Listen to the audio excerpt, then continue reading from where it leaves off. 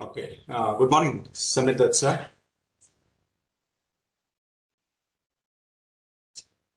Very good morning to you. Am I visible? Sir, you're not audible. Am I audible now? Yes, sir. Thank you, ma'am.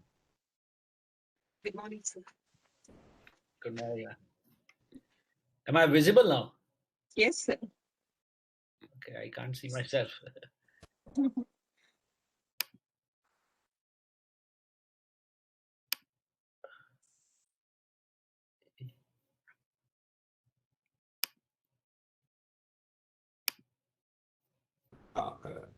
Good morning, Rajshurana.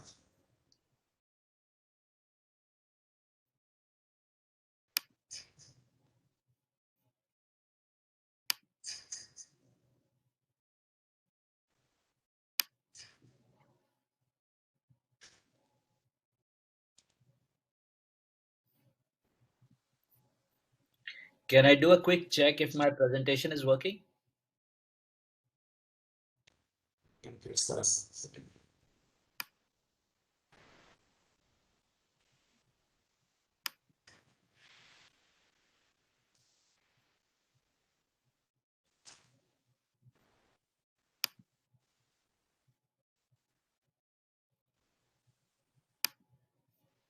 Like coming out there.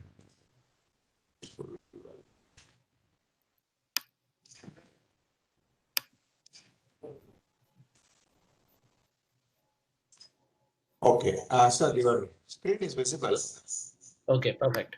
I just give us some 5 minutes of time so that we can start the program. With your introduction, we'll try to begin the session. Sure.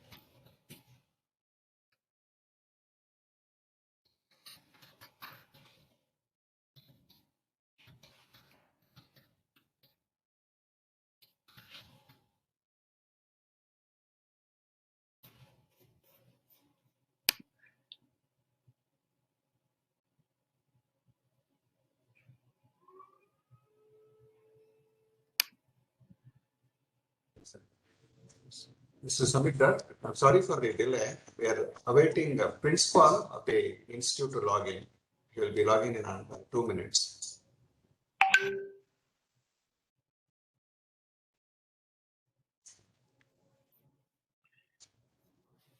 In fact, if I remember correctly, I have been part of your institution's TEDx. I think last year it was, or last year, or the year before that. And I was a speaker at that event. Yes, sir, we know it. In fact, our principal is very much interested to interact with you in this session also. Will be joining us in another 2 minutes.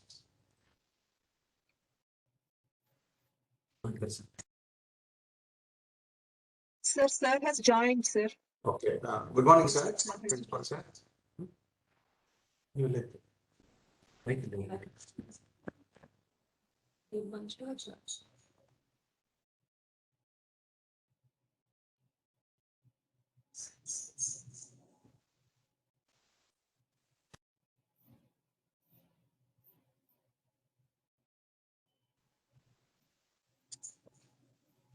Good morning, Principal, sir.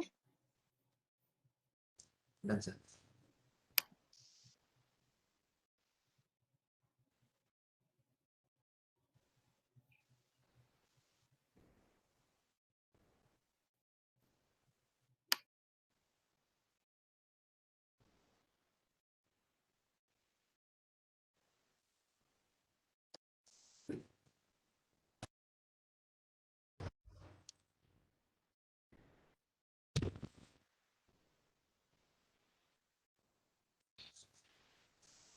Principal, sir, good morning. Good morning, sir. Samir sir, good morning. This is Dr. Ashwath, Principal of Bangalore Institute of Technology. Such a pleasure to meet you, sir. How are you? Yeah. Very kind of you for accepting to be with us today. My pleasure. It's an honor for me, sir. Yes, sir.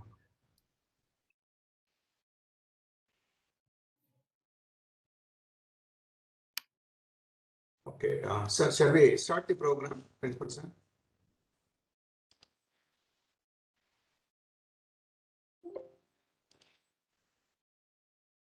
Okay, with due permission from the chair, I will be starting the program. Now, I request my colleague and Professor Shruti to introduce today's guest. Over to Professor Shruti. Thank you, sir. It's a privilege to introduce our today's session speaker, Samir Datt. He's the founder and CEO of forensicsguru.com since 1999. He has 30 plus years of experience. He's the president of Digital Investigators Association, author of Learning Network Forensics, alumni of NIT Roorkee, IIT Kanpur, and IFT Delhi. He's a fellow of the Indian Police Foundation, active TEDx speaker, visiting faculty in PA Hyderabad, CBI Academy, NICFS Delhi, and many others. It's a privilege to have you here, sir.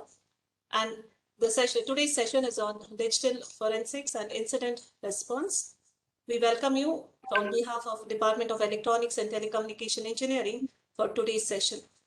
Over to you, sir. Thank you so much for the introduction. It's a pleasure and an honor to be here.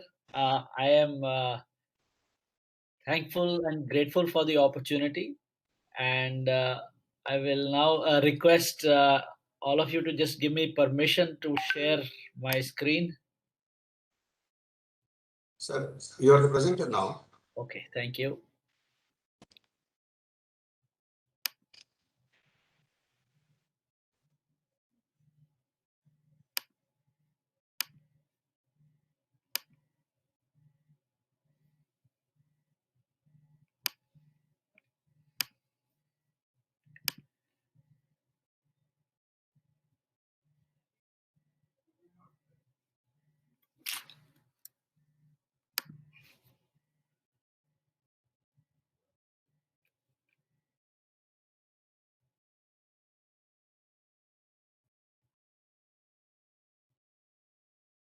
Is my screen visible?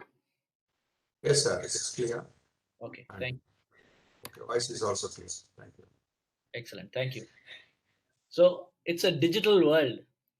In fact, digital devices are everywhere. As you can see, it is now so widespread that they're really everywhere. And we are, beginning to see that everybody, including beggars, have cell phones. So you can expect that any kind of response is going to have such a huge amount of digital element in it. I have been training people since a very long time. And, in the late 90s, when, cellular devices came to India, I would normally, ask people, like, suppose I was at the CBI Academy or one of the other, law enforcement academies where I'm a visiting faculty. And I would ask people, how many of you have a cell phone? And you would find that most of them usually would not have a cell phone at that time. But what was happening was that criminals were adopting to cell phones really fast. First there were pagers, then there were cell phones, and there was a huge, really huge uptake. And the cell phones were very expensive to use. The cost of a call was 16 rupees 80 paisa per minute incoming, 16 rupees 80 paisa per minute outgoing. So most of the people would use it in code, they'd give a missed call. So you call me back on my landline, give 2 missed calls. All right, we will meet at the nearest coffee cafe day, things like that. So this was the new communication technique where you were not you had a cell phone, but you were not communicating. Adoption was low, but among the criminal elements, the adoption was high. However, when things began to move forward, what happened was the prices came down and practically everybody got themselves cell phones. And the digital revolution had just begun to take off. And today, when we look at it, cell phones have become as much a part of the computing environment as computers. So when we talk about digital forensics and incident response, we are actually looking at a very large digital footprint that is spread out all over the country and the world. What has been happening is that devices are extensively available that are used for so many things, like hacking uh, oil pipelines, hacking computers, sending ransomware, stealing data, uh, threatening people, putting stuff up on social media that they should not, and so many things. Now, if you look at it, hackers have been holding, this is old news, of course, but they've been holding the city of Baltimore computers hostage for 2 weeks. Think about it. A ransomware attack has managed to cripple a whole city for 2 weeks. So things can really get beyond control when the digital element is not monitored or managed in proper manner. Let's take a look at corporate investigations. These involve private companies and lawyers who address company policy violations and litigation disputes. So what happens is that there is a certain policy that is in place, and when there are breaches in employee actions or outsider actions of those specified policies, then a corporate investigation is triggered. So, computer crimes can involve email harassment, falsification of data, gender and age discrimination, embezzlement, sabotage, industrial espionage. Let me ask you a question. Do you think any of the above, any of these that you see, could be a incident that could lead to a court case? Let's have some feedback in the chat. I'm sure all of you have chat access. Do they have chat access? Yes, sir, they have access to chat. So let's make it a little interactive. If you can just type yes, no, things like that, that would be useful. Can any of these actually end up in a corporate court case?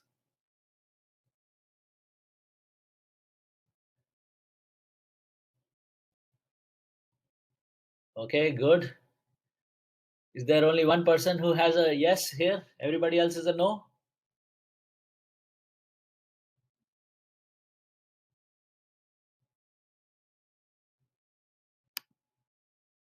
Okay, excellent. So what we're beginning to see is that a lot of these could end up in a court case or they could not. It depends. What normally happens is that when it comes to corporates, they tend to avoid taking it to court, but uh, they have to have the readiness to be able to take the case to court if it comes to it. So any case that has to be investigated or any incident that has to be responded to has to be done with this in mind. So if you're looking at it leading up to a court case, you need to carry out what is called a legally sound collection, and you need to carry out a proper preservation process, follow it up with a detailed analysis, and then you need to present it. So these are certain things that you have to consider. The next thing you have to keep in mind is that if it's not going to go to court or it is not in any way related to something that could end up in court, then you have a higher level of flexibility. You can actually be a little more aggressive when collecting evidence, and you can then handle it with fewer resources, because you need not bring in specialized tools and things like that. You can invasively carry out the investigation, and then it is useful from a learning perspective as well. However, costs vary dramatically, and in the corporate environment, people always look at costs. So you must consider the costs if it gets into the stage where you could be prosecuted, or there is a damage to reputation or a loss of corporate secrets. So these are certain aspects that are a big influencer when it comes to DFIR. DFIR is the short form of Digital Forensics and Incident Response. So what is the current status? Normally there is an open environment in most organizations. Employees are provided company laptops, tablets, smartphones. They're allowed to connect to the corporate network. It could be through a VPN, but definitely they have access. They're also accessing personal stuff on these computers in a number of cases. They connect outside the corporate network. They use these geo dongles and other Airtel dongles, hotspots, and things like that. They use 3G, 4G. They connect on smartphones, on tablets, and a lot depends. The kind of role that they have requires them to use email, they do chats, they do file transfers, web browsing, printing, and stuff like that. So these are certain things that one always keeps in mind when you're looking at incidents that happen on corporate networks. Let's look at a scenario. Say an employee is serving in one company and he switches from the current one to its competitor, or even starts his own. This happened. That one of the employees, he was working somewhere. It was a very large computer company, and he was actually a vice president there. So what happened was that he decided to leave this company and join another company which was offering him more money, and he was in a very strategic position. So the competitor said that you please bring important blueprints, client list, intellectual information, and we'll give you a very sharp hike in your salary. So what this person does is he uploads all this information from his office computer to his personal email account, his Gmail account, and then he forwards it to another company mail server. So what he did was he opened his draft mail in his Gmail. He took all these attachments and saved them in his draft mail, and then later on he accessed that same mail account from somewhere else, and then he forwarded it to the competitor's computer. So what happened was that the data that was there had left the company, and it became an incident worth investigating. So if you see, emails is one of the major ways that data leaves an organization. They're, of course, the core of corporate communications, but email is also one of the easiest ways to prevent data leakage. So you can have data leakage prevention systems. You detect all activity on employee terminals, as well as monitor internet traffic that is either coming in or going out of the organization. So what happens is that based on certain keywords, based on certain secrecy levels, based on, say, certain document signatures, one can actually prevent data flowing to and fro. So you can have data encryption in place, you can have firewalls, you have audits happening all the time. Also, most organizations have what are called policy banners. So what happens is that when they log on to a computer, what will happen is that the banner will come up and say, look, taking data out is considered as data theft and will be prosecuted, and things like that. So a lot of information can be protected and prevented by putting in these kind of checks and balances. Also, data needs to be classified.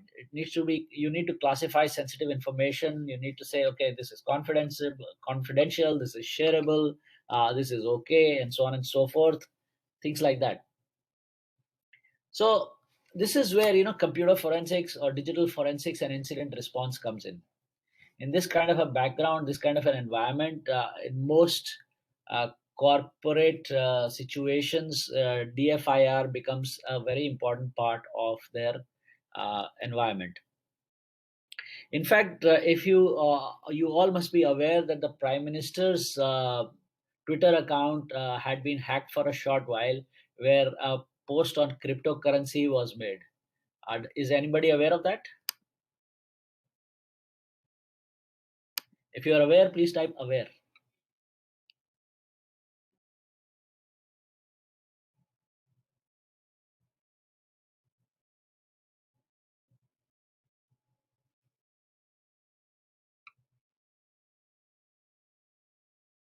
Right. Thank you. Thank you for that.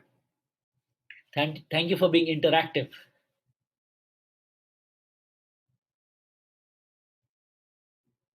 So what happens? The Prime Minister's account has got hacked, and somebody else has accessed his account and sent out a tweet on his name.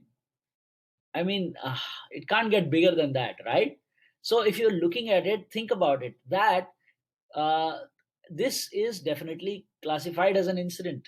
And when there is an incident, there has to be a response. So there are going to be, different levels of responses, and, what needs to be done immediately, what needs to be done later, and things like that. And I will, talk about all of those. But think about this. Think about this, that do you think this incident is going to be investigated? For sure it is going to be investigated. We have to look at it this way, that if the Prime Minister's Twitter account is spoofed, and somebody sends out a message on his account, what happens is that definitely there are going to be a lot of people who are going to focus on trying to identify who did it. So that is incident response.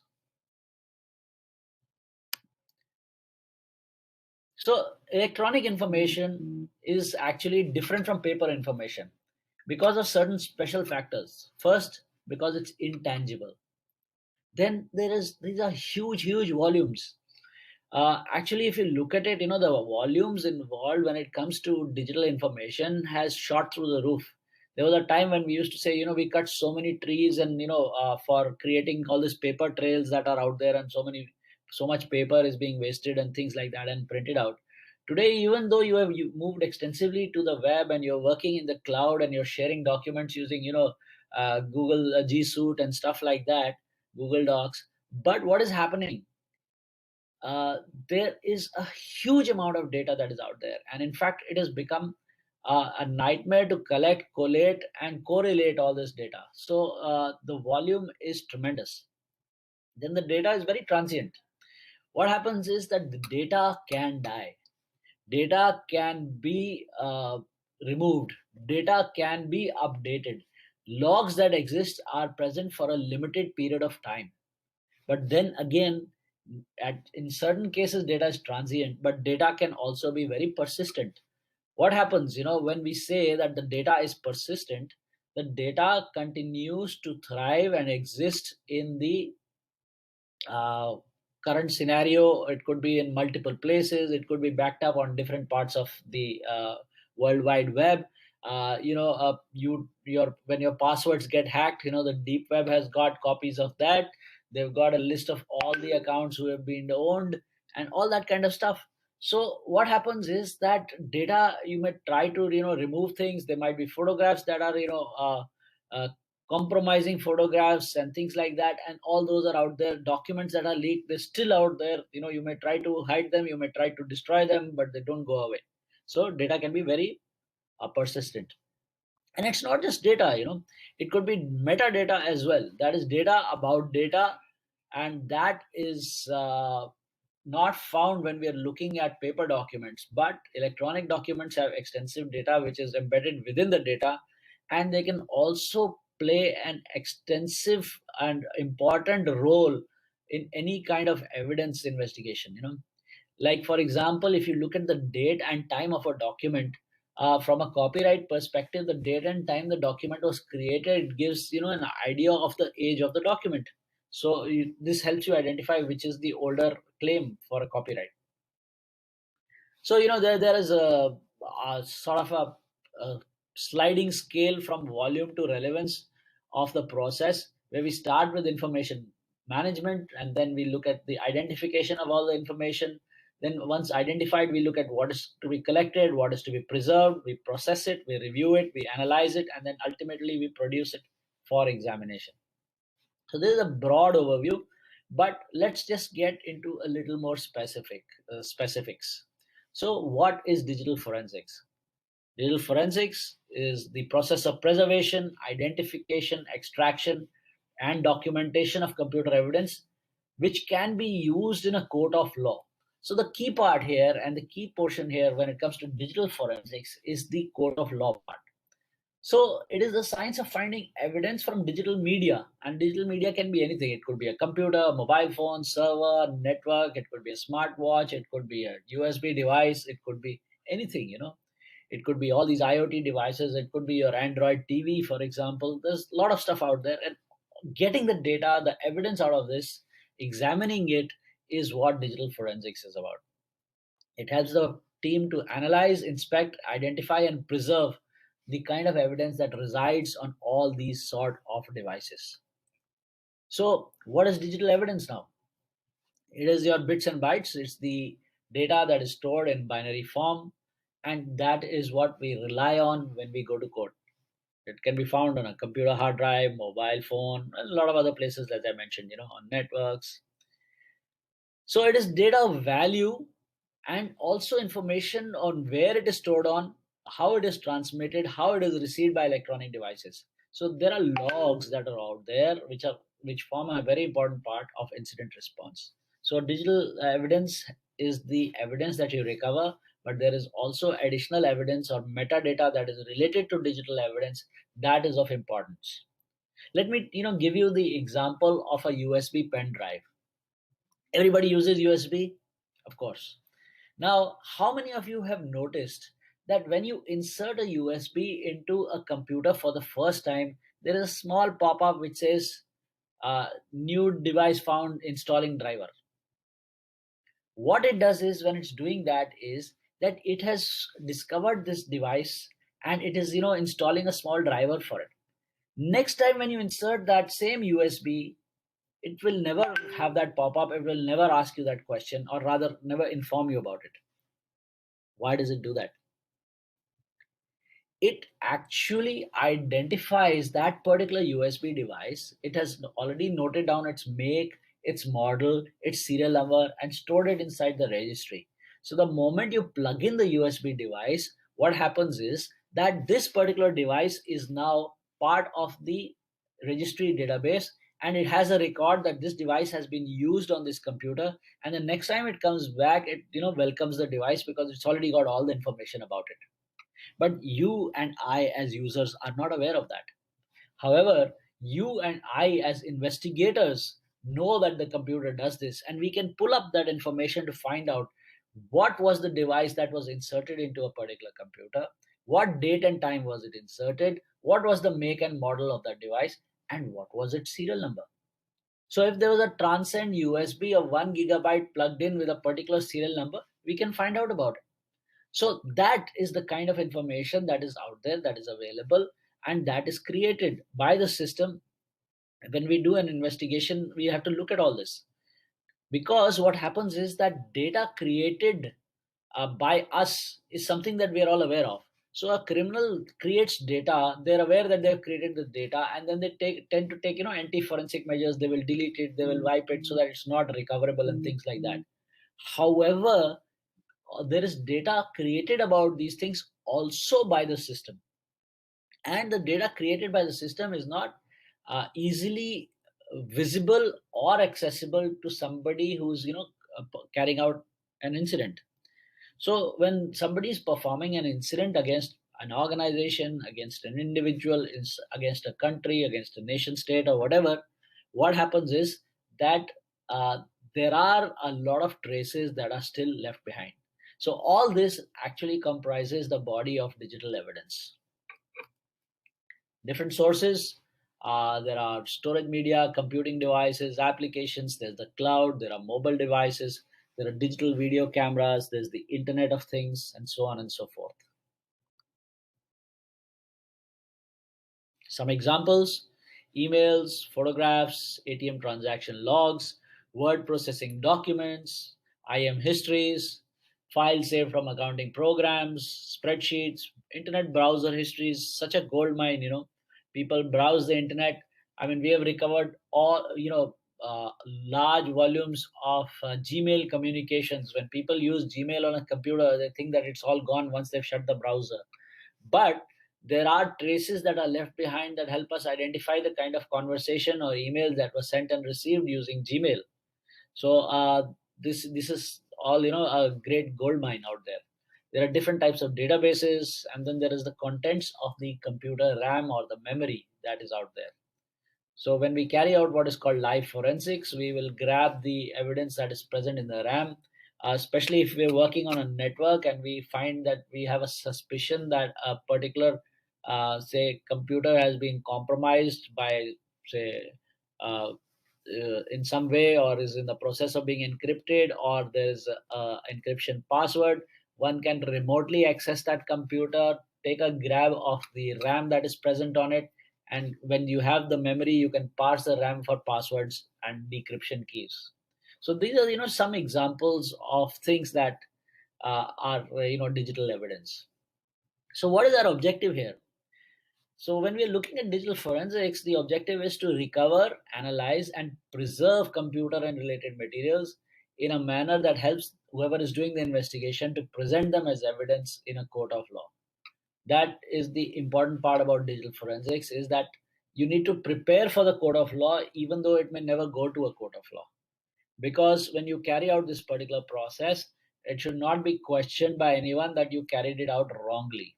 And if you carry it out wrongly, what happens is that then rather than you being the complainant, you become the defendant in a particular case, because they say, oh, you have framed me. And when that kind of a situation comes into play, then the situation gets completely reversed. So it's very important that everything is done in this kind of a manner where you are able to analyze, preserve, recover, analyze, and preserve the evidence and be able to present it in a court of law. The next thing you want to do is you want to identify the motive, or postulate at least the motive behind the crime, and also see if you can find out the identity of the culprits. You need to have procedures to be made so that when you go to the suspected crime scene or the incident location, you need to help ensure that the digital evidence that you collect is not corrupted. I mean, we've had so many cases where people have sent us hard drives for examination, and what they've done is they've put it in a box and they've just sent it. They've not packed it properly. 4 hard drives came to us from one police force, and it came rattling. And when the constable delivered it to us, we opened out the box, and only one of the 4 was working, because they had been banging against each other. This poor chap, he had been traveling by train and this and that, and the hard drives were damaged. So some good stuff was got from that one hard drive, but definitely you need to have the right kind of procedures in place to ensure that the evidence that you've collected and you obtained with great effort and energy is not damaged in transit. Data acquisition and duplication: when you recover deleted files and deleted partitions from digital media, you need to do it so that when you are doing it, the original is neither tampered nor modified. So what you need to do is that you need to acquire the data from the original and keep a duplicate of it, and then do all your analysis, all your recoveries, all your extractions from the duplicate copy, which is a exact copy of the original. We call it a forensic copy or a forensic image, and this is verified by a process called hashing. So it's, you're all aware of algorithms. There are a number of algorithms out there which allow you to identify the digital footprint or fingerprint of a particular image file, and from that image file, when you create another copy, that one also needs to have the exact same image, so that they're both the same. The original image file is created from the suspected media. So what happens is that we will create an image from the suspected media, and we'll get a hash value, and that hash value that we get will match the original media and the image file, and all subsequent images and subsequent analysis will use it to maintain what we call a chain of custody. So what happens is that we are constantly maintaining the sanctity, the integrity of the evidence. The integrity of the evidence is so crucial that any investigation actually rests on that simple fact that we have got digital evidence where nothing is changed and everything remains just as it was in the original, and we can prove that. So that is the crucial aspect from the DFIR perspective. Let's talk about the process. First part of the process is the identification. We identify the purpose of the investigation, and we identify the resources that are required.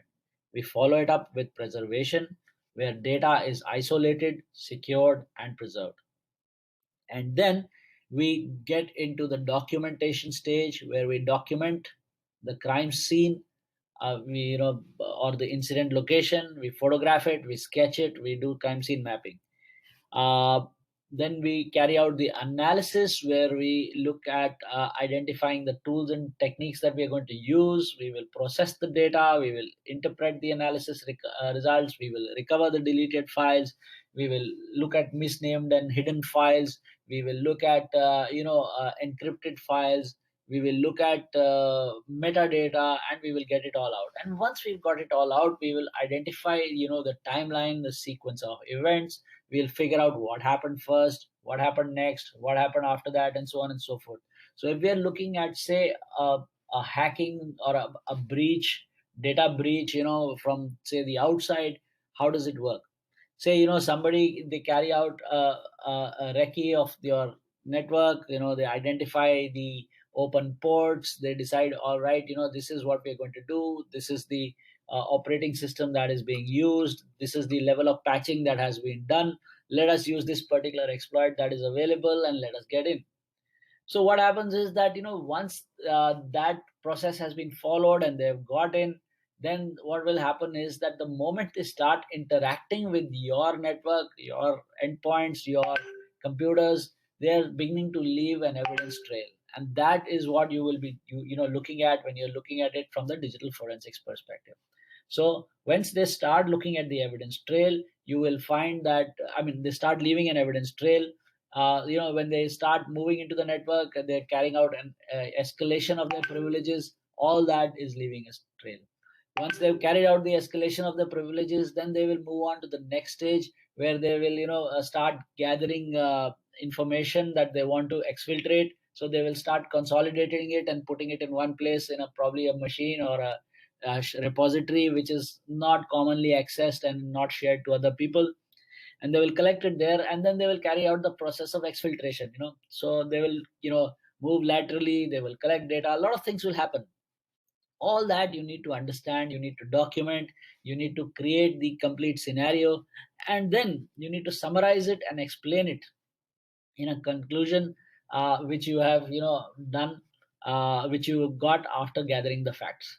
So this is basic process of digital forensics. So basically, as I mentioned, identification, then preservation, then documentation, analysis, and presentation. So when we move to incident response, and digital forensics, what happens is that this is one of the stressful and highly scrutinized areas of InfoSec. The number of practitioners actually reduce a lot, but this is an area which is extremely crucial. in fact, I was, with the Vice Chancellor. I'm actually at the moment also in Gujarat with the Vice Chancellor of the National Forensic Science University, Dr. Vyas. And we were discussing that this is the next big thing.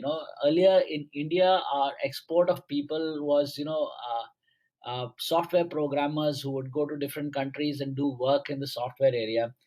And what we are seeing and foreseeing is that there is going to be a huge demand for DFIR people. People, who have this digital forensics, background, who have this expertise and experience in carrying out digital forensic and incident response and stuff like that. So they, at least internationally, there is such a demand supply gap that this is going to be our next big export as a country. Now, it is one of the least practiced, most stressful, highly scrutinized areas of information security. Every incident is unique. So, and it can incorporate many different areas of the affected organization. Of course, our incident analysts, they have to be quick on their feet. They need to be responsive. They need to be calm. They need to consider all the possibilities. They need to figure out what is going to happen, what can be the outcome of this kind of an activity. At certain times, say an incident has occurred and it has occurred, something's happening, but you may choose not to respond. And that is a big responsibility. You may choose to let this person, the moment you begin to start taking action of protecting things, you may find that you may not be able to catch this guy. So it's a little bit of a trade-off. If you feel that he's currently looking at data which is of, say, not very high value to you, then you will say, all right, while he's doing this, let me, carry out different processes to identify this person and catch him, and while still letting him loose on your network and that slow and structured way that he's going, so that you have that sufficient time to be able to identify the guy. So there are so many things, and that is why it is very stressful. And again, that is also why it is highly scrutinized, because there are a lot of high level decisions that need to be taken. But this is what I call, the digital 007 or the digital James Bond part of the industry, where you are working at a level way beyond everybody else. You are working at, you are like, the post-mortem specialist. A murder has happened and you're investigating the murder after it, and you are the guy who's going to catch the criminal. So that is what DFIR is. Let me give you a few examples. There is economic espionage, intellectual property theft is a good example, unauthorized access, stolen passwords, data, unauthorized use, inappropriate email and web habits, malicious code, worms with backdoors, insider threats, and so on and so forth. So there are 6 steps of the incident handler methodology. First is preparation, followed by identification, containment, eradication, recovery, and lessons learned. Now, these kind of steps are quite important, again, from the individual perspective as well as a corporate perspective. So you cannot start, looking at an incident after it has happened. As a DFIR professional, you need to be prepared in advance. You need to have the necessary skill sets. You need to have the necessary tools. You need to have the necessary processes. You need to have the necessary documentation ready in advance. If you, start doing all this after an incident, then a lot of time is lost.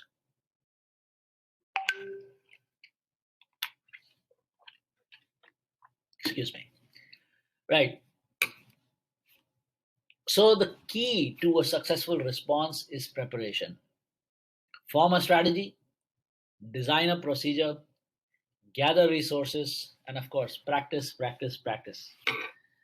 So in the preparation stage, you need to identify the core team. I mean, you'll have to have people from technical, IT, InfoSec, system owners. You need to get them together. That if something's going to happen, you might need to get the the legal guys in. You might need to get the HR guys in. In a corporate environment, you will need to get the PR people in. Like, for example, in the case of PM's Twitter account being hacked, you will need to get the press representatives in. You will need to get the incident response teams in. You will need to get the people who interface with the social media organizations and nodal officers and so many things. Then you need to involve the management, legal department, forensics, public relations, human resources, physical security guys, telecom, etc.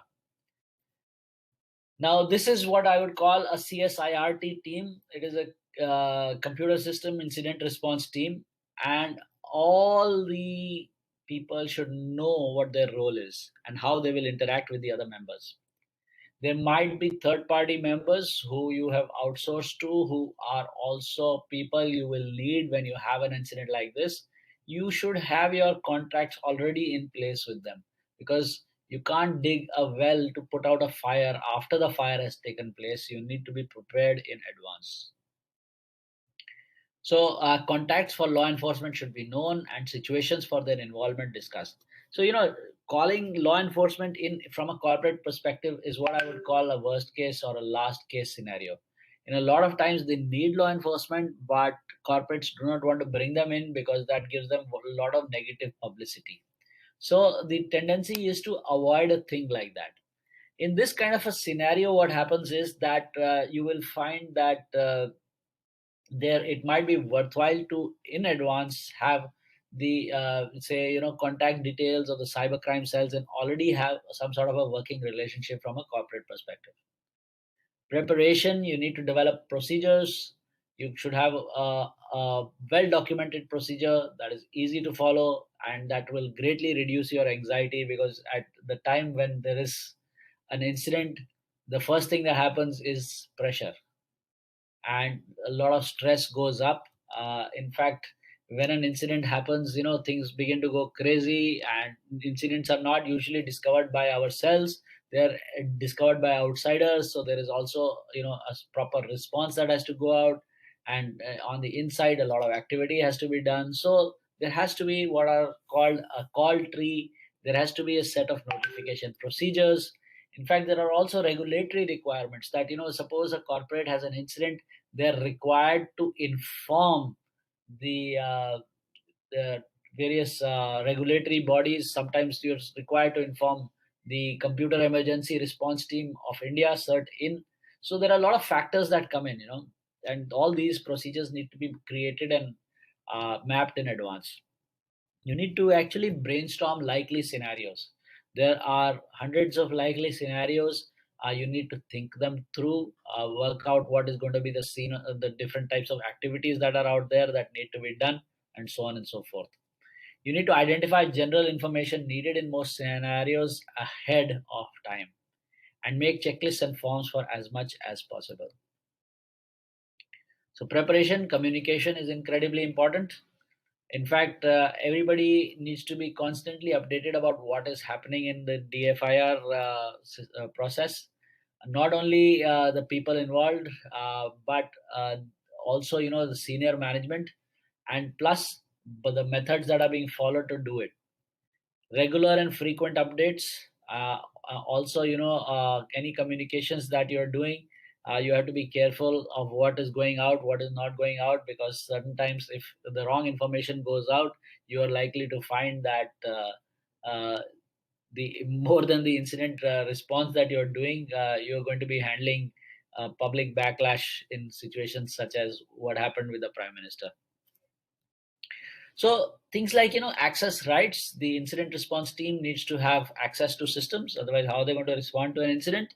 They need to be able to access user accounts, passwords, and encryption keys. And of course, once they start backing up data, they need to have a different place to back up the data. Because what happens is that if a network is compromised, data being put on the same system is actually putting things easier, making things easier for the hacker or whatever. So you need to have third-party storage so that it is separate and discrete from what is going on. Preparation, you need to have policies in place which protect the organization from legal liability and allow investigators to do their job. Warning banners must be displayed, and I had mentioned this earlier. You need to have a detailed search policy which is there in the employee manual. Human resources and legal departments need to be on board and backing up the DFIR team. Employees also, when they sign on, they acknowledged what their expectations of privacy are. So all that needs to have already been built in the policies. And one needs to be aware of international laws, because most organizations, they are not working in silos. They are actually working in an environment that is closely interconnected with both national and international businesses, and that exposes them to both national and international liabilities. So preparation, you start gathering resources. You need to have all info ready and be able to respond to the incident. You need to have procedures, checklists, and forms ready. Access credentials that are available for individuals with them are known, and system info, network diagrams, software and intellectual property, all these need to be documented thoroughly. Again, the preparation part, the training needs to be solid. The training needs to be product or software based, product independent. There needs to be a good underlying fundamental knowledge about the whole process. Our external partners need to be aligned and informed, and the kind of response times and the expectations that are there, they need to be worked out, and the incident response scenarios need to be worked out. Then we come to the identification stage, where incidents can't always be prevented but must always be detected. If you have an incident and it is not detected, the longer an incident goes undetected, the worse the outcome will be. Because say you have a data breach, the more the attacker is permitted time to roam around on your network, the more the damage that is likely to be over there. So it is extremely important for the incident response team to be able to quickly detect an incident. You also need to be able to determine whether it is intentional or unintentional.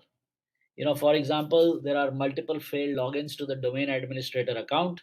That could mean two things. It could mean maybe that the administrator credentials are cached on a user's workstation and they are attempting to log in.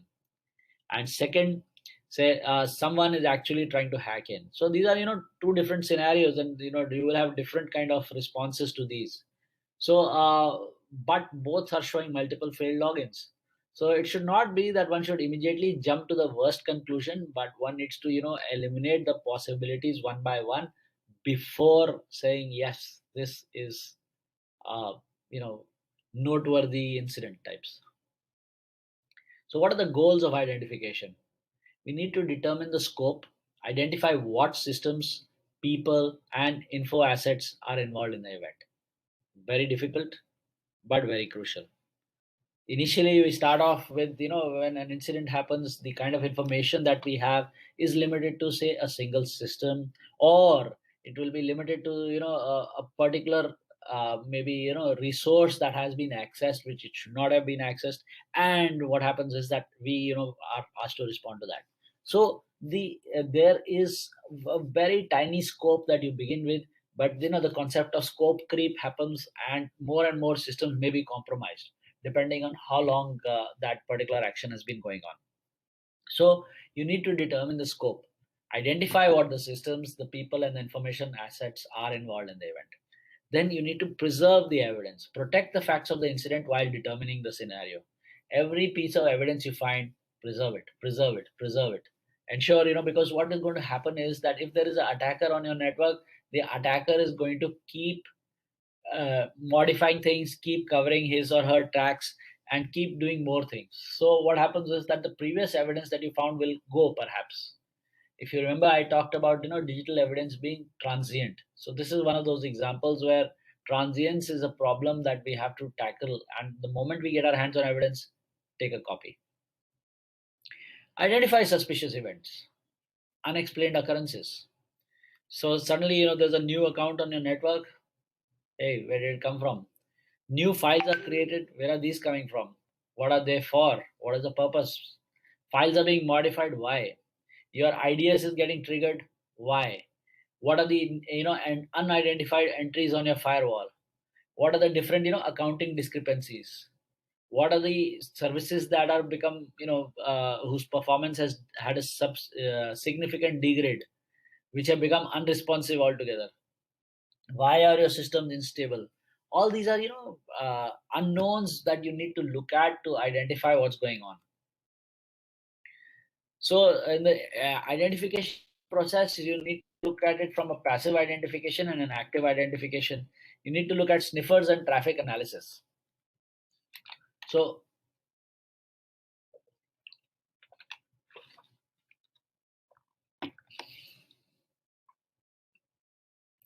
you need to have cyclical buffers that allow full recording of events at the packet level to a point where, depending on size and utilization, you look at that. You look at target machine evidence, ensure that it is still preserved. You need to assist in determining new attacks, and there could be a lot of 0 days. Maybe signatures have not been written. These are things that are not in your Yara rules and so on and so forth. But you need to be able to identify all that.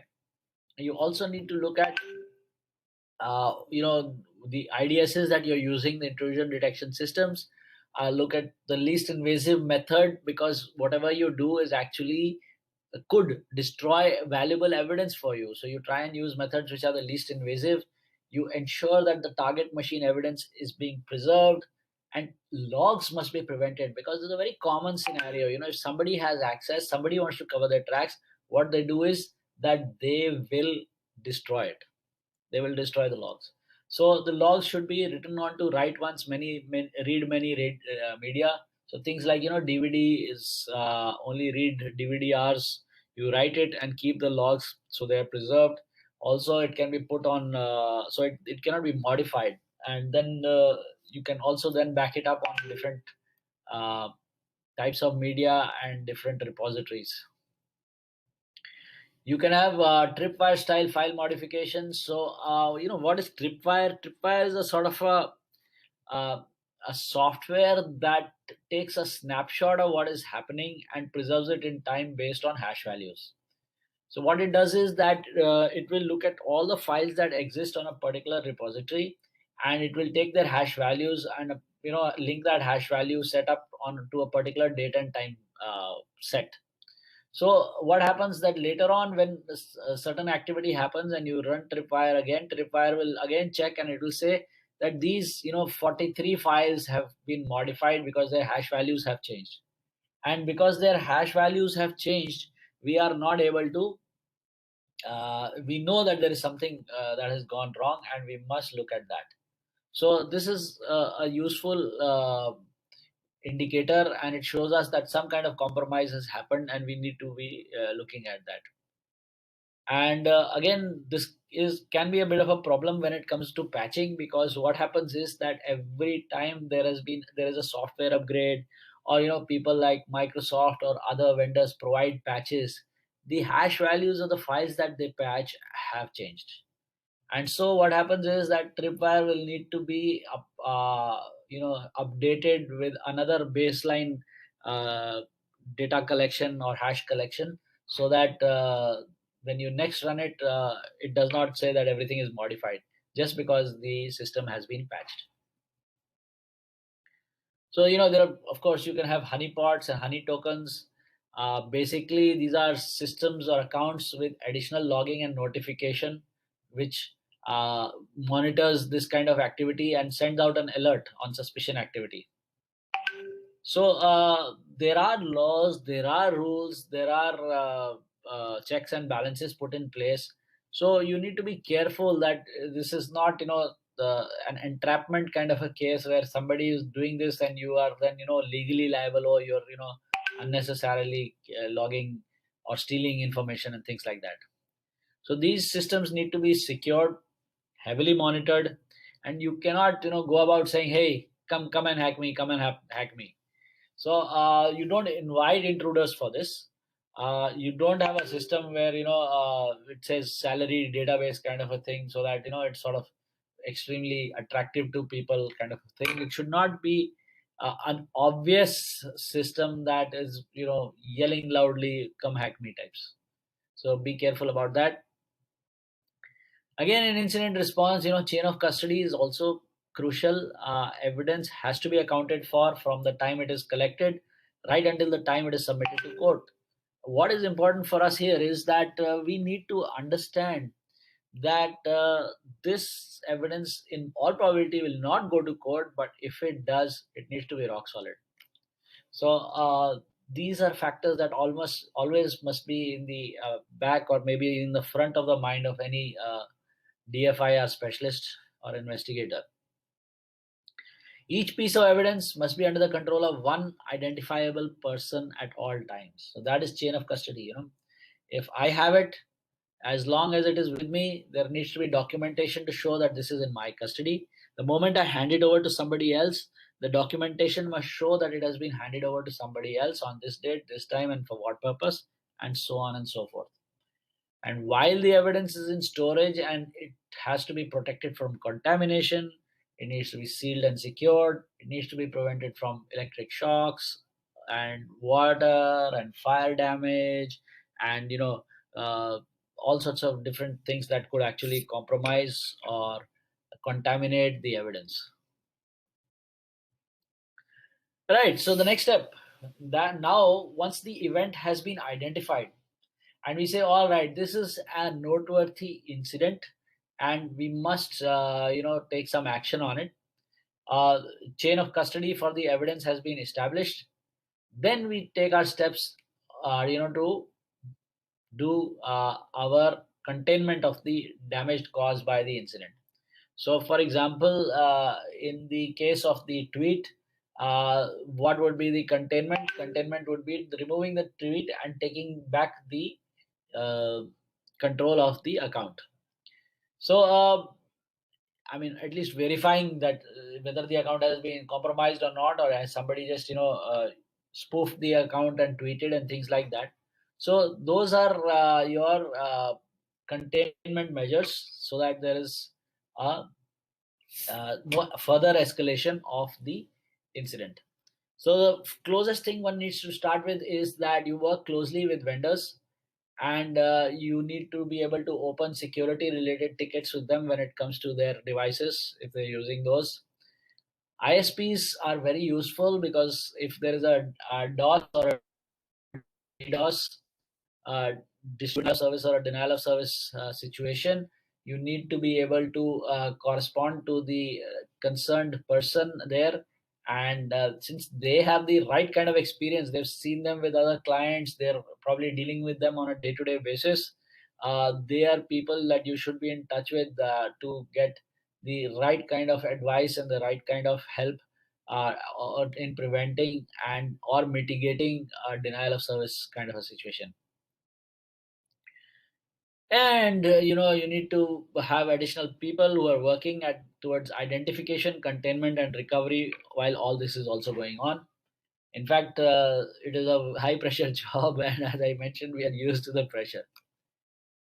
Containment, you need to identify the trust model. The trust model identifies not only the technology but also the people that are involved in the incident. We are all hearing a lot about zero trust these days. What connectivity does the network or system have to other areas in the organization? Now, what happens if your network has been compromised?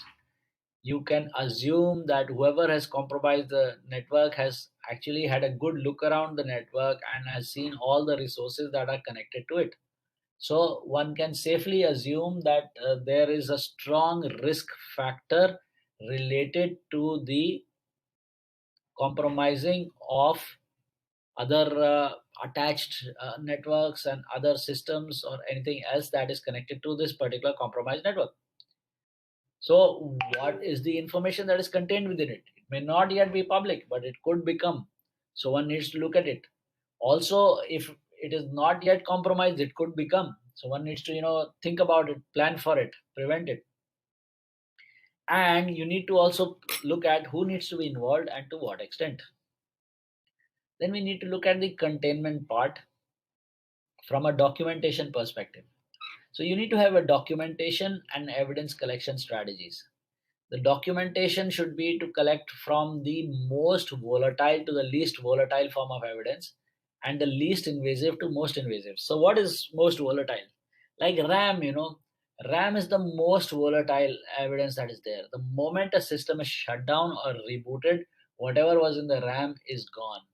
So if there is an incident that has happened, we want that the RAM should be collected first so that the data that is present there is captured. And then, even if it is shut down, say your system has been hacked and you want to quickly shut it down so that other people cannot access it, before you shut it down, you grab the RAM.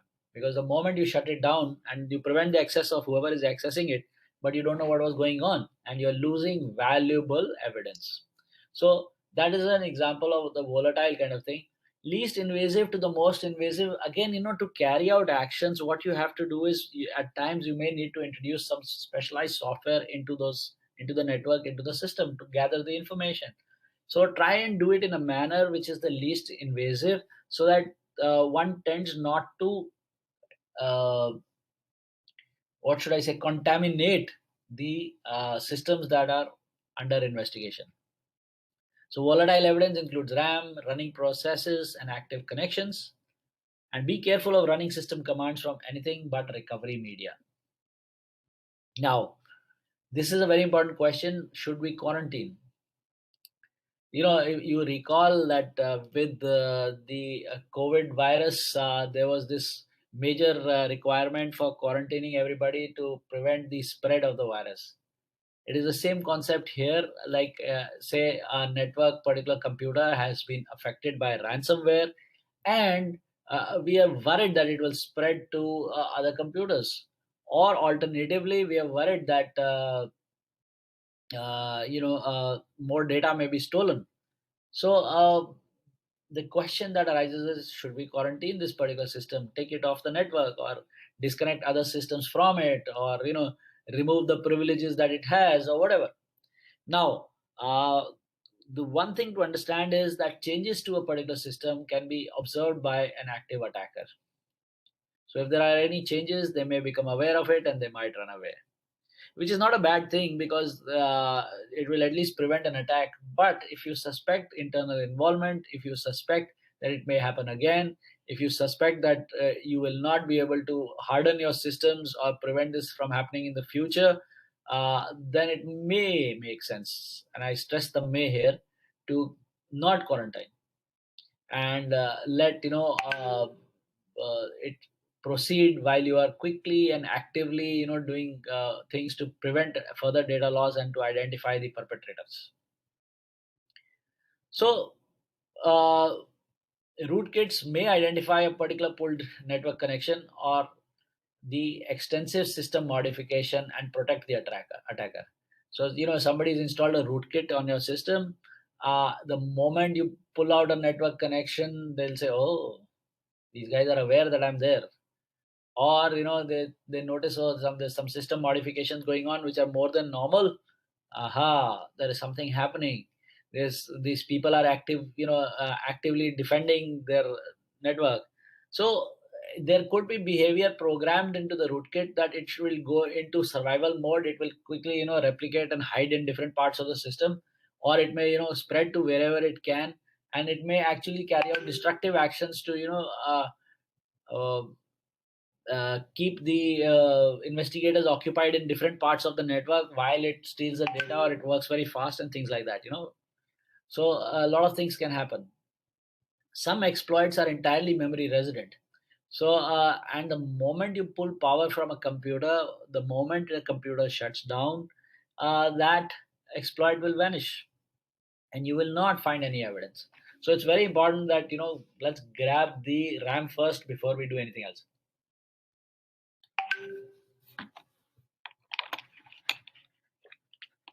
So at the initial analysis level, keep a low profile, never analyze the original, keep giving frequent updates to everybody involved, acquire log files, stick to the facts and avoid blame. This is very important, because when the stress is high, when the pressure is high, there is a tendency, this person is responsible, that person is responsible, and waste a lot of time and effort. You don't have that kind of time. So consider all the possibilities, but keep it simple. Backups, take a lot of them. Numerous backups allow both investigation and preservation of evidence. Different strategies and you need to have these planned earlier. These exist and they depend on the situation. See, original is always kept as evidence. You create one backup which is put back in production so that they can continue their work.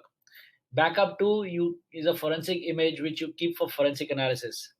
You keep 3, 4, 5, maybe some additional copies if required for further analysis or as a backup in case of data loss or crash or anything else. So when we get to the forensics part, you need to carry out different types of analysis and ensure that they yield the same product. So you can use multiple products to do the analysis. Don't depend on a single thing, because what you're doing is you're doing research into the unknown. If it was known, your IDS or IPS or your antivirus software or whatever would have detected it and stopped it. So what you are facing is something that is alien, something that has come from outside the currently known universe. So from that perspective, you need to be looking at that you use multiple different tools for analysis. You may require, and you do require actually, specialty hardware, software, and training. I will show you some of the tools that are required after this. Bit by bit copying is required so that you're not working on the original, and then you need to recover deleted data, because hackers or whatever, the bad guys tend to delete the data that is there. You need to identify altered system files, look for trojans and binaries that could have been changed, recompiled, and put in to look like they're part of the operating system, but they're actually doing something else also. Do it in a safe sandboxed environment so that whatever you do does not damage anything. You use hardware write blockers so that there is no modification to the data itself. We want to observe and duplicate only. Right? Then there are hardware device or drivers between acquisition machine and target system. They may use the NIC, the USB, FireWire, or ID SCSI channels. So what happens is that you want to, if you're connecting any media that is with any of these kind of things, you need to be ensuring that your write commands are intercepted. Include not just your planned write commands, but the system write commands as well, because I gave you that example that the system works in the background, and just like the USB things. So that information should also be, the system needs to be blocked from actually modifying itself. And you need to allow browsing of the file system without writing during the acquisition process. So this is where hardware write blockers come in. You need to have forensic software which allows quick and efficient analysis of information contained on the device. OpenText Encase is one of the tools that is extremely popular. In fact, 91 of the top Fortune 100 companies in the world use Encase. So it's by far the world leader in this area. In fact, even corporates look for students who have exposure to Encase. It makes a lot of sense to, if you are in the digital forensic space, get the academic licenses of Encase to get the students to use them, for example. It helps in placements. Scripts, you have specialized scripts which allow quick searching of keywords in files and deleted data. Hash comparison, verify original files. Like I mentioned, Tripwire. You can make a list of known applications which are bad and known applications that are good, and then carry out the hash comparison to find out these known bad files, and it will give you an alert on those. And if there are known good files, then you will take them out of the investigation so that you don't have to waste time in doing it. Like known bad files, I'll give you examples. There are child pornography and things like that. So when that is there, these systems will throw up alerts, and the presence of that will give a lot of insight into the user's activities, for example. So what are we looking for? There are many areas of interesting data. There's cached web content, there are email files, there are recoverable deleted files, there are incident related specific files, like in the situation of data theft, it could be CAD drawings, engineering diagrams, stuff like that. Known file signatures of hacking tools, backdoors, etc., etc. You may also need to do digital forensics of other devices. Sometimes some of this is admissible in code, but then again, it may not be admissible in code, but it can be very useful in their investigation. Personal organizers, phones, smartphones, USB devices, tokens, digital watches, Alexas, and whatnot. In fact, digital watches, there was this incident where when the US Army was in Afghanistan and in Iraq, they were all in secret bases. So they did not want their locations known. Now, however, when an analysis was done on the web, say, of the smart watches that people wear, which monitor health activity, running, exercise, and things like that, it was found there was a large bunch of exercise happening in a particular area in Iraq. So that was actually the US base. What happened was that all these soldiers were wearing smartwatches, and when they would go for a run, this would gather the information of their daily exercise, and it would upload it onto the web. And that because it was linked to the GPS info, it was giving away information about the location of the army bases without much effort because of its presence. So all these kind of devices that are there are extremely data leaky, so to speak, and there is a lot of information that is going out there. Digital forensics is not perfect. There are specialized anti-forensic tools also out there, so whose focus is to try and avoid being investigated forensically. You can actually carry out wipes of data to prevent it from being recovered at all. There are different tools that are free, which are available, which can be downloaded and used for wiping data. Containment, requires you need to. First step is, of course, change the passwords and access rights. Basically, you're slowing the attack. Change host names and IPs. So you confuse the chap, then he has to do another recce to identify. Null route suspicious traffic. So then, it's just going into a black hole. Then block IPs or networks. Apply patches to similar systems and shut down services. And then you go into the eradication stage, where once an incident has been contained, we attempt the total removal of malicious apps from the network. And then we go to the remove or restore stage, where we decide whether to remove the malicious files or restore from backups.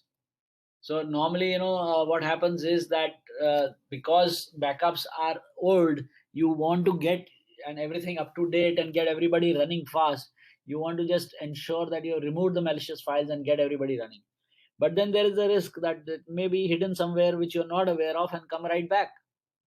So these are very worrisome. Usually, if it's a rootkit, you should actually do a rebuild or restore from backup kind of a thing, rather than avoiding this. You could actually do a rebuild right from scratch, because even the backup may be infected with the rootkit, which may become active later.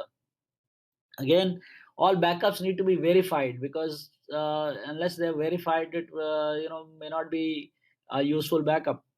And patches may not be available, so a total change of architecture may be necessary. So a lot of things have to be done. Improve defenses, implement additional detection and protection methods, and strengthen existing technologies and processes. So what happens? That you have figured out, oh, my existing methods have got breached. I have had this incident.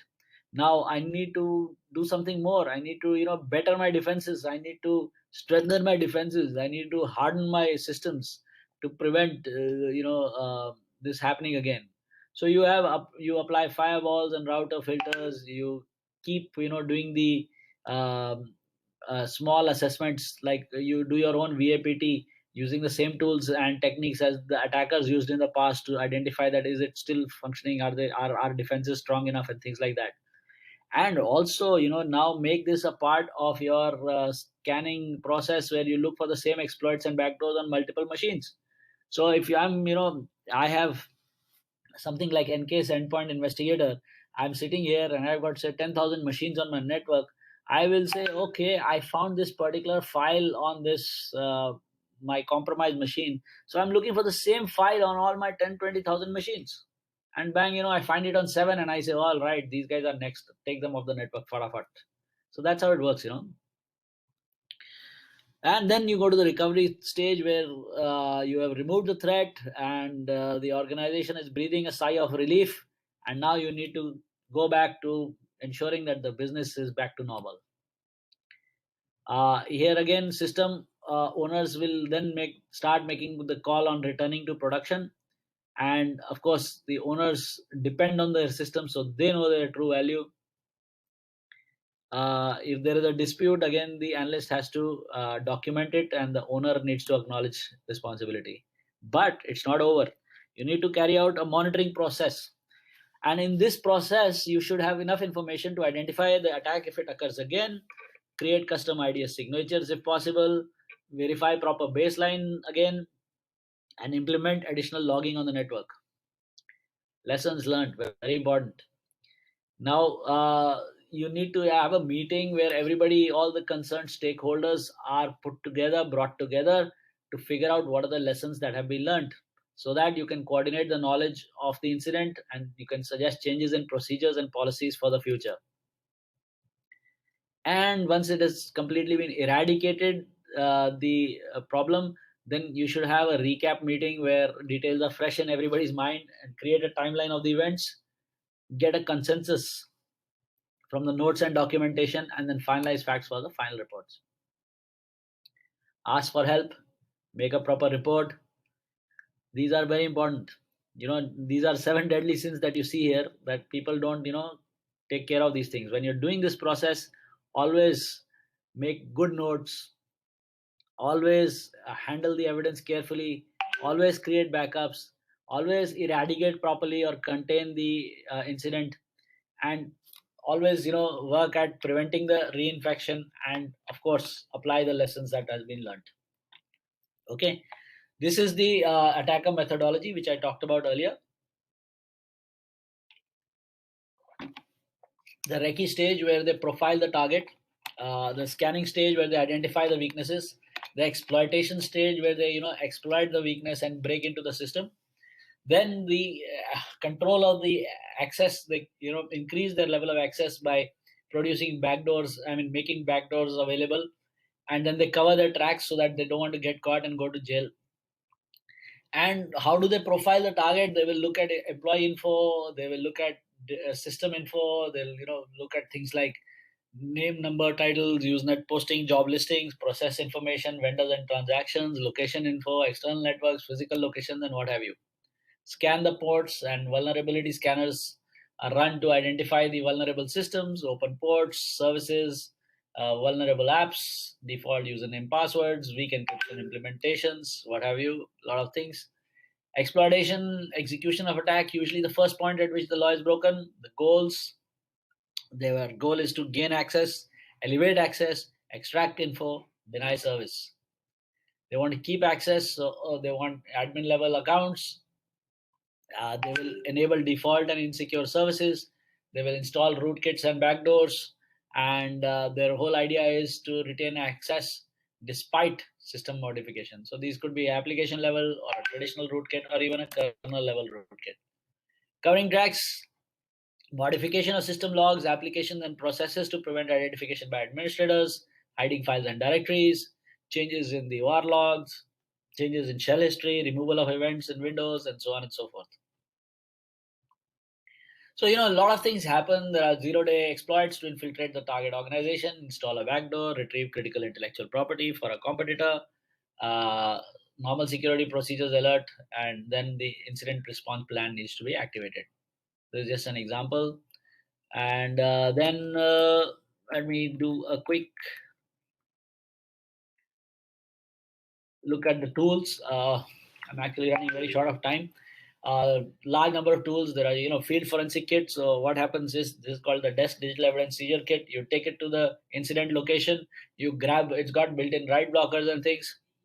You go there, document the incident location. You collect the evidence and you bring it back and create your chain of custody, your first responder property seizure memo, whatever, all that can be done. This cell site analyzer, this is used by law enforcement for cell site incident responses. This is for analysis of call data, of very large volume data. Again, not very useful from a corporate perspective, but extremely critical from a crime incident handling perspective and from all sorts of incident handling from a government perspective. Then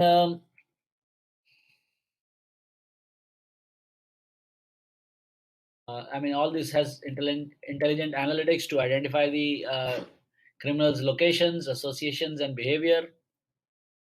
And okay, so write blockers basically, you have one from Logicube, which is a 5-in-1 built-in write blocker where you can use it with all kinds of media, SATA, SAS, Firewire, USB, ID, SATA, etc. And then disk imagers. There's this amazing disk imager, which is the world's fastest, the Falcon Neo. It's a touchscreen based device. I have a small video. I'll quickly show it to you. Let's see. Yeah.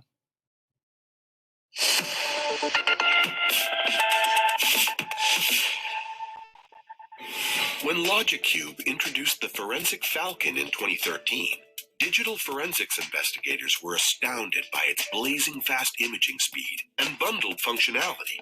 It set a new standard in digital forensic imaging technology. To stay ahead of advances in drive speeds, interface formats, and network technologies, Logicube has introduced the next generation Falcon Neo. The Falcon Neo is the height of forensic drive and evidence data collection process, and state-of-the-art network investigations are over 90 gigabytes a minute. The Falcon Neo allows the simultaneous imaging of 4 source drives to 8 destination drives. The solution images and verifies concurrently instead of sequentially, significantly reducing the overall processing time. A right-blocked drive preview and triage feature, along with the ability to image, hash, and wipe simultaneously, allows investigators to streamline and shorten the evidence collection process. The Falcon Neo's logical imaging feature provides a strategic advantage and optimizes workflow, allowing the investigator to acquire only the specific files needed. The Neo features 2 10-gigabit Ethernet ports for maximum efficiency in imaging to or from network repositories and network-attached storage solutions. The solution also offers a network traffic capture feature to capture voice-over IP, internet activity, and network traffic. To make the investigator's job easier, the Neo can image directly from laptops and Apple Macs using an iSCSI boot client or in target disk mode. Yeah, so that gives you an overview of what you can do with the forensic imagers. So the Logicube Falcon Neo is that you have forensic workstations. You can get mobile data from mobile phones. I'll just show you that.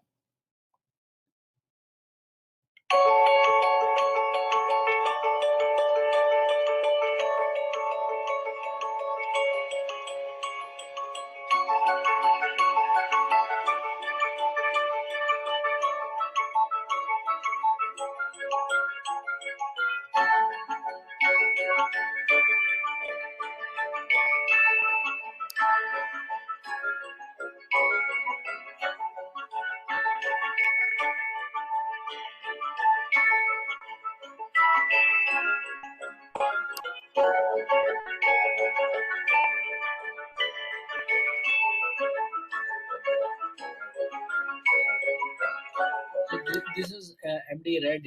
Basically it's a forensic tool for extraction of data from mobiles. You can get the GPS locations. You can get their deleted data, chats, WhatsApp chats, and things like that, and also all sorts of information that exists like images and things like that. You can also get hardware extraction tools which can get chip off and JTAG data from mobile phones. And then, of course, this is the Ncase product that I talked about. Ncase is the world leader when it comes to digital forensics. You can acquire data from all sorts of tools, Windows, Linux, AIX, OS X, Solaris, whatever. There's another small video which I will miss. It allows you, network preview, disk view, inscripts, pathways, a lot of cool stuff. This is what it looks like. Then there's the evidence center. You can do mobile forensics, computer forensics, memory forensics, cloud forensics. Pretty useful. Belkasoft Evidence Center.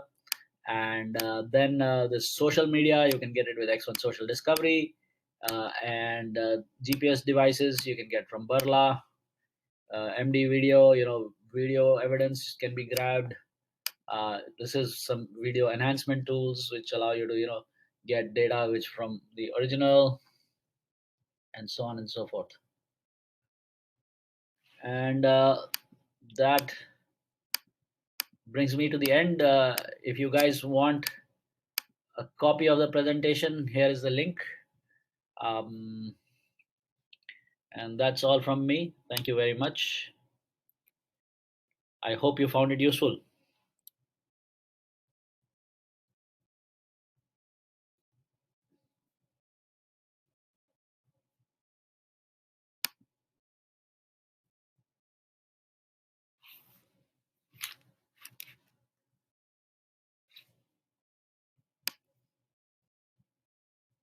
Thank you, sir. Any questions from the participants?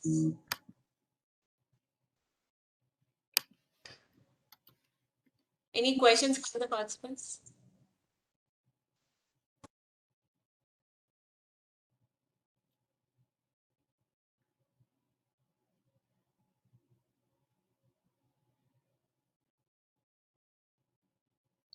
So I'm open for any questions. If there are any, you can also, connect with me offline. I'm also on LinkedIn. You can send me a mail or find me on LinkedIn. I'm LinkedIn/in/Samir Datt. So you can connect to me there. I can't hear you, ma'am. Hello. Yeah. Sir, am I audible? Yes, you're audible now. Sir, do you provide any projects to our students with respect to forensic things?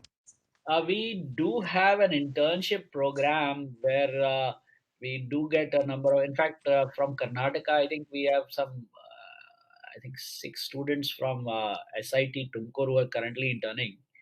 And we have a lot of things happening all the time. Okay. So what is the process, sir, if they have to apply? Like what is the process that they have to follow to be a part of your I'm just writing an email ID in here in the chat.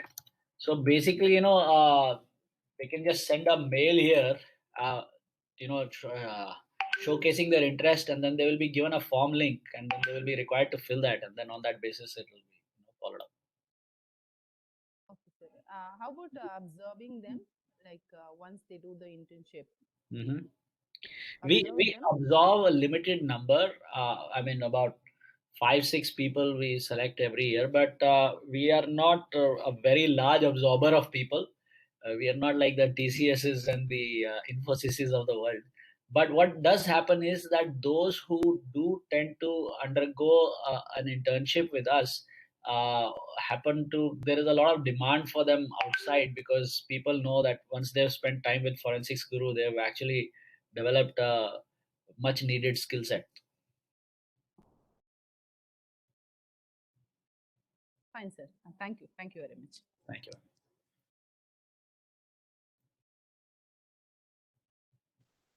Hello. All right, then. Any questions?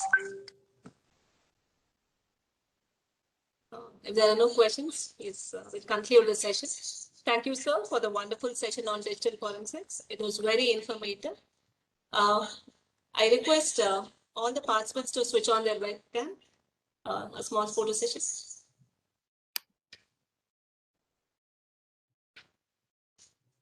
Yes, sir. All the participants, please to switch on your webcam.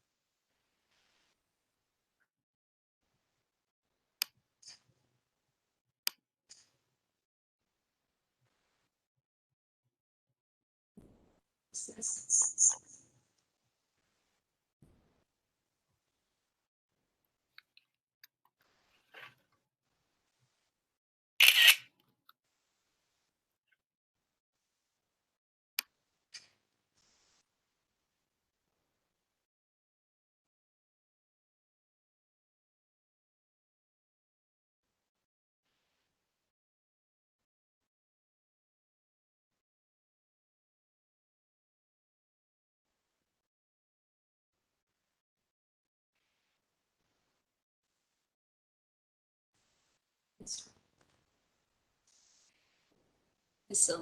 Thank you. Thank you, everyone. Thank you, sir. Thank you very much for this session. Thank you very much. And all of you have a great day. If there's anything you need from me, please feel free to get in touch. Thank you. Bye-bye. Thank you. Yes, all the participants can take a break of 15 minutes. We'll assemble back at 11:45. And the feedback link will be shared in the chat box. Please do fill it up.